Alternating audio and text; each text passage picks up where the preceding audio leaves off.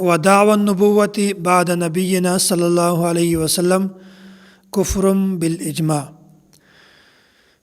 مولا علی قاری رحمت الله علیه شرع الفقه الاکبر کې دا اصول ذکر کړی دا رسول الله صلی الله علیه وسلم آخري نبی دا د نه بعد کوم یو کس د نبوت دعوه وکي هغه سړی بالاجماع کافر ده.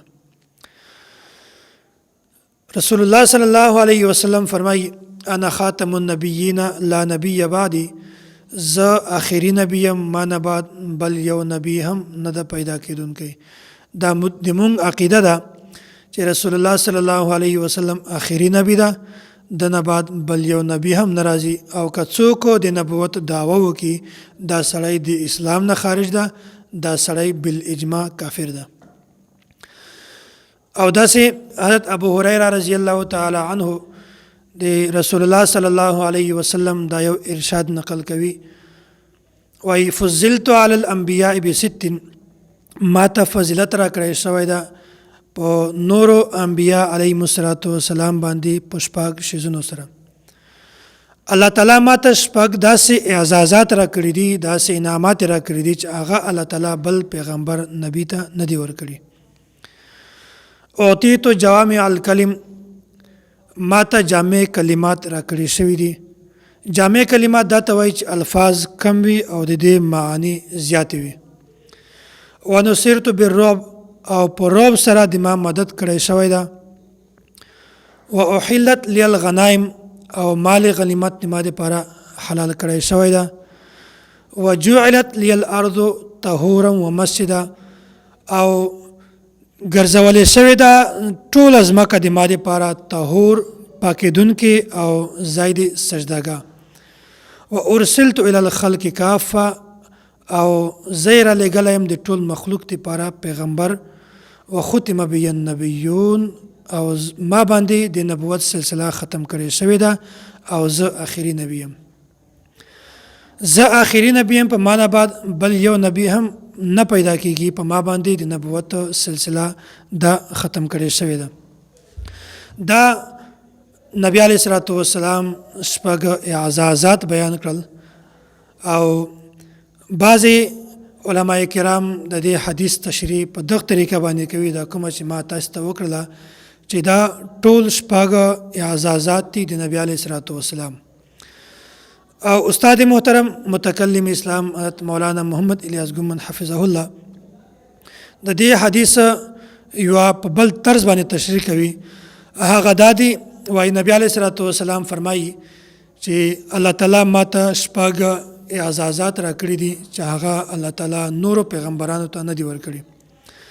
اول دا چې الله تعالی ماته جامع کلمات را کړي دي، او بل دا چې الله تعالی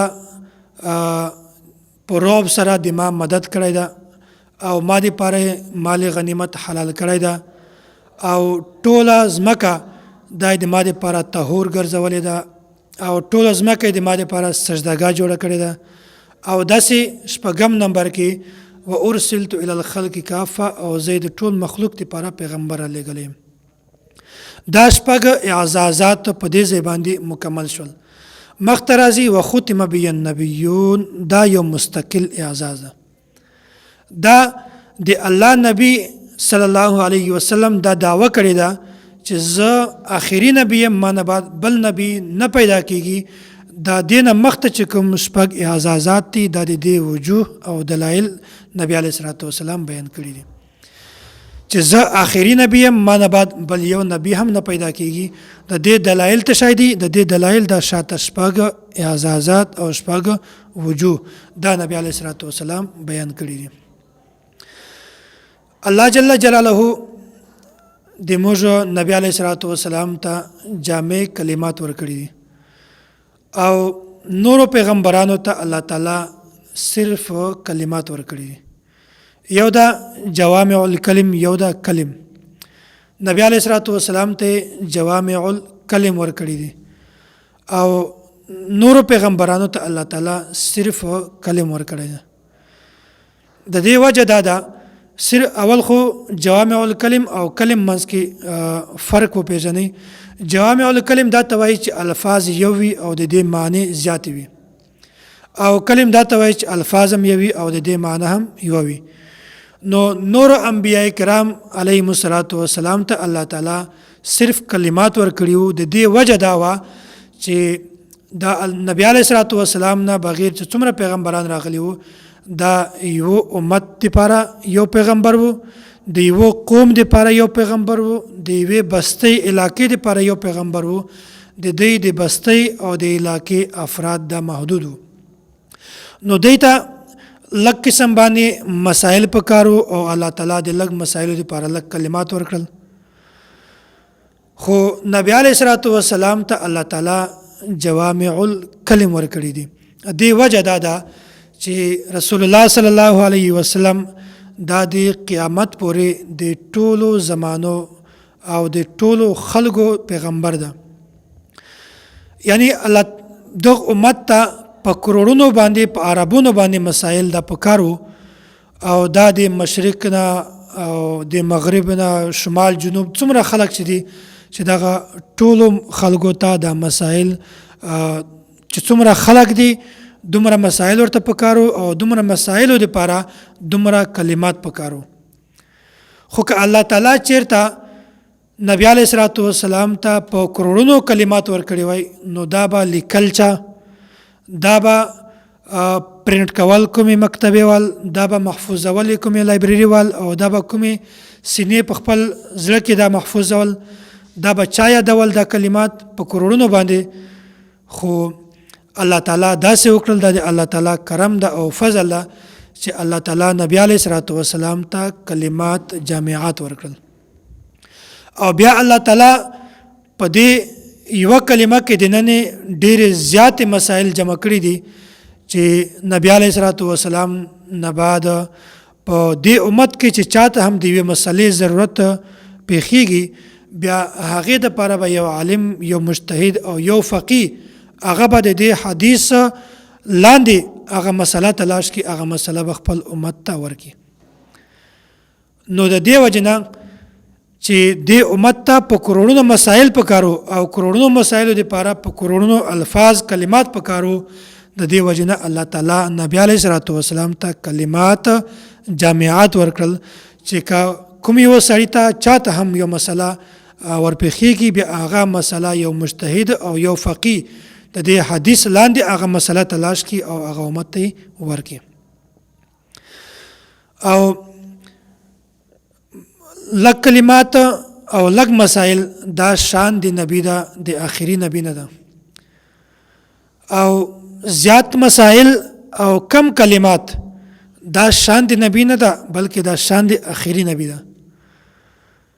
نو کلمات کم او مسائل زیات دا شان د آخري نبی ده او کلمات او مسائل دا برابر دا آخري نبی شان نه ده بلکې دا صرف د نبی شان ده. نو که کوم یو کس د هرې مسلې دپاره د حدیث مطالبه کوي چې هرې مسلې دپاره حدیث ضروري ده، ماته حدیث راوړه، دا د نبی علیه الصلاۃ والسلام دپاره کلم منی او نبی علیه الصلاۃ والسلام صرف نبی منی. او که څوک د ډېرو مسایلو دپاره یو حدیث کافي وګڼي بیا هغه نبی علیه الصلاۃ والسلام ته جوامع الکلم منلو سره نبی علیه الصلاۃ والسلام آخري نبی هم مني.